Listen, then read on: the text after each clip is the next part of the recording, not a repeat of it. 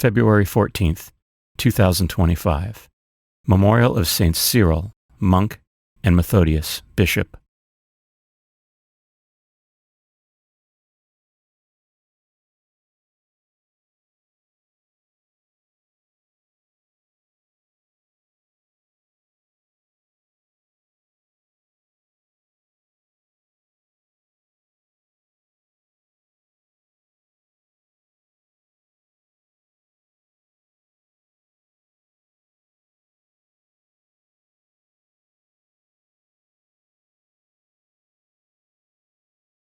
A reading from the book of Genesis.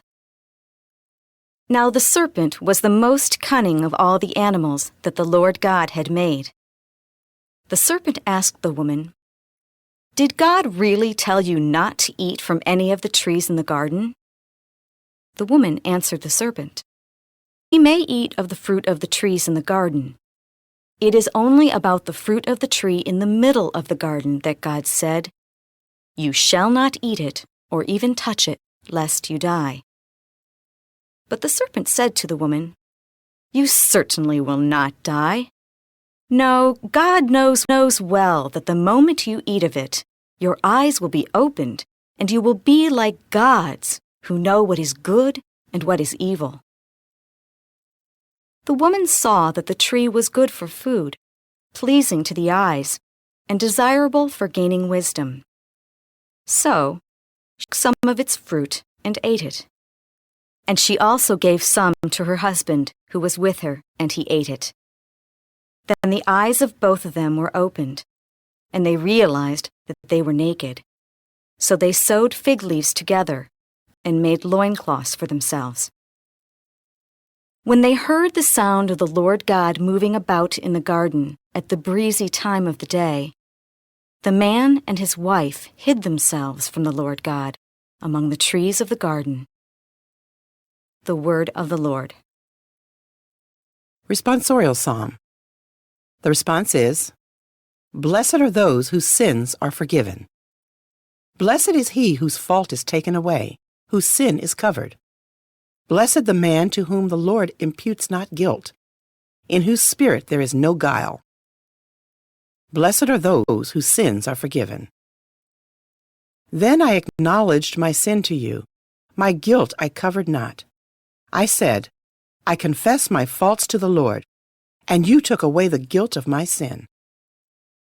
Blessed are those whose sins are forgiven. For this shall every faithful man pray to you in time of stress. Though deep waters overflow, they shall not reach him. Blessed are those whose sins are forgiven. You are my shelter.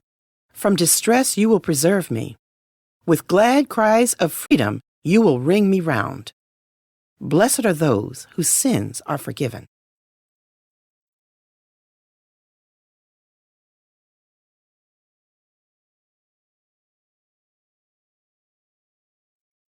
A reading from the Holy Gospel according to Mark.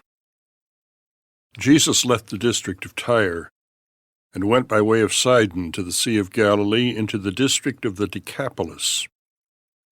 And people brought to him a deaf man who had a speech impediment and begged him to lay his hand on him.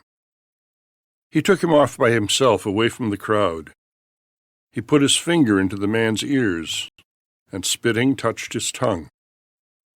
Then he looked up to heaven and groaned and said to him, "Aphathatha," that is, be opened. And immediately the man's ears were opened. His speech impediment was removed, and he spoke plainly. He ordered them not to tell anyone, but the more he ordered them not to, the more they proclaimed it. They were exceedingly astonished, and they said, "He has done all things well. He makes the deaf hear, and the mute speak." The Gospel of the Lord.